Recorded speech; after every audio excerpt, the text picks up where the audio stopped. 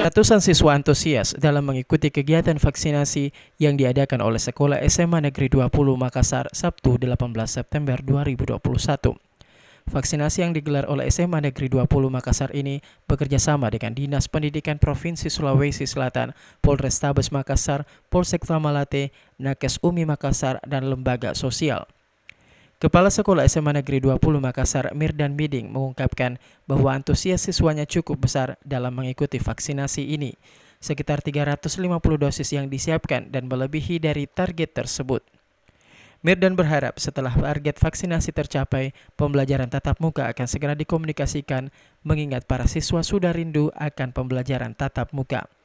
Setelah ada hasil dari tim yang mengelola ini, segera kami akan melaksanakan rapat koordinasi tentu dengan bidang kurikulum, kemudian melapor koordinasi dengan bidang Capdis wilayah 2 untuk bagaimana pelaksanaan daripada tatap muka walaupun secara terbatas, tetapi paling tidak kerinduan anak-anak kita yang setelah 1 tahun lebih mereka melakukan online di rumah.